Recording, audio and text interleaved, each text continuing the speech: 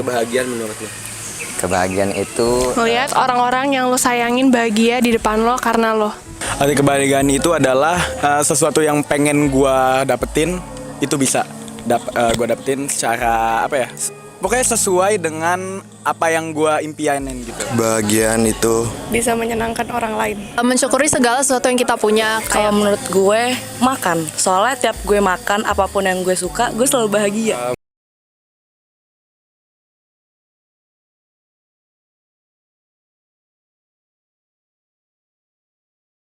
Saya akan mencoba mensintesakan pemikiran dari tokoh Ki Ageng Surya Mentaram dan tokoh Lao Tzu mengenai kebahagiaan.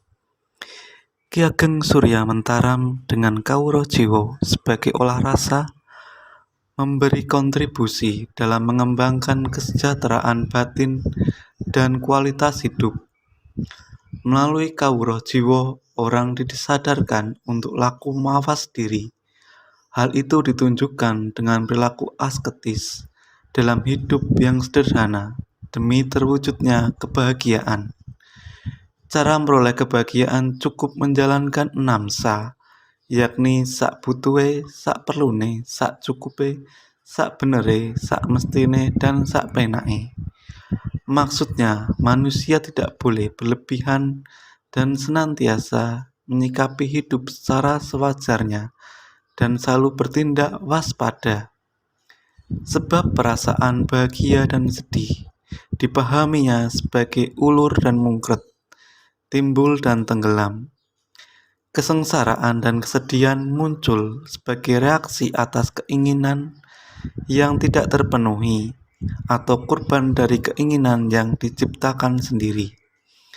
Sementara manusia selalu memiliki keinginan akan 3 hal, yakni kekayaan materi atau semat, kehormatan atau derajat, dan kekuasaan atau magis.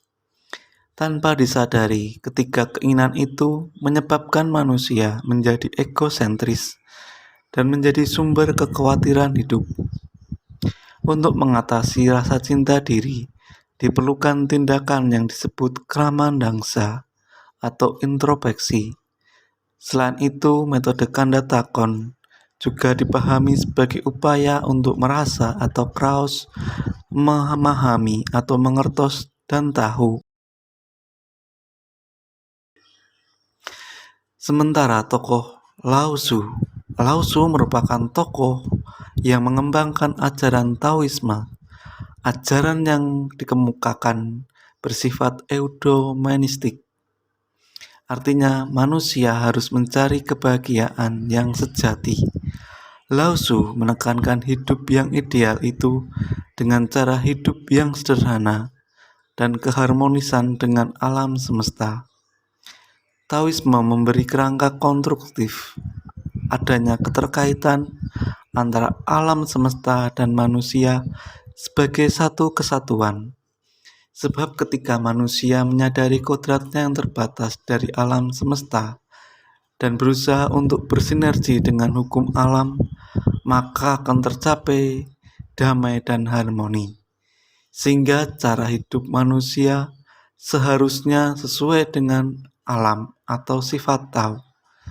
Sifat Tao mengendaki kesederhanaan, peduli atau berbela rasa, keluasan dalam menyikapi persoalan hidup, ketidaktergantungan akan orang lain, tajam dalam pemahaman, terlatih mengoreksi diri, dan kegembiraan akan kebajikan. Prinsip kodrati Tao jelas bahwa segala sesuatu berjalan menurut hukum kodrat masing-masing dan segala hal yang terjadi diterima sebagai apa adanya. Sebagaimana hidup adalah serangkaian perubahan alami dan spontan, maka hidup jangan melawan, karena akan menciptakan kesedihan. Yang diperlukan ialah dihilangkannya keinginan hati, karena keinginan hati adalah sumber tindakan manusia. Kebaikan selalu berbanding lurus tanpa adanya keinginan atau ketulusan sebagai non-aksi. Dalam istilah Tao disebut dengan Wu Wei. Wu-wei atau sikap bebas dimaknai sebagai kodrat alamiah yang terjadi sebagaimana dalam alam semesta. Alam tampak diam dan tidak mengerjakan suatu, tapi segala sesuatunya tampak hidup dan bergerak dengan wajar.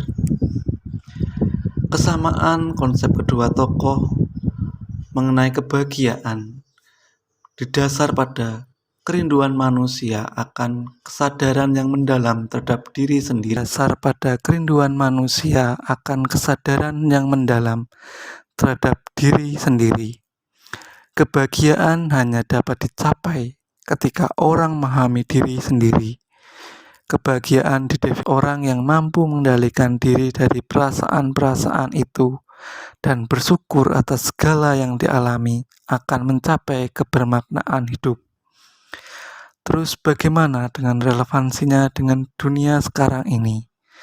Di tengah dunia globalisasi yang marak dengan propaganda iklan sebagai suatu media mempromosikan, tanpa disadari orang dipengaruhi oleh konsep-konsep mekanisme pasar, sehingga seringkali kebutuhan hidup dikendalikan bukan berdasarkan pada hal yang pokok, melainkan keinginan-keinginan diri.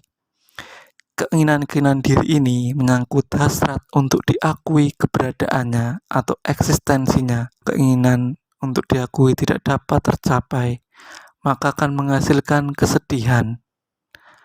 Hal ini ingin menunjukkan bahwa kebahagiaan adalah suatu yang tampak kasat mata, bukanlah yang batiniah.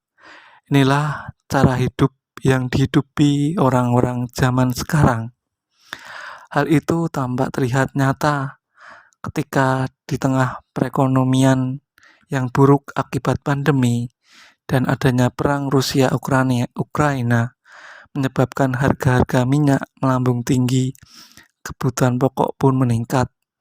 Bila kita tidak dapat menyiasati dengan memprioritaskan kebutuhan dan tidak mengubah cara berpikir atau bertindak, tapi hanya berdemo pada pemerintah, maka akan menyebabkan penderitaan, bukan saja bagi diri sendiri, tapi juga bagi negara.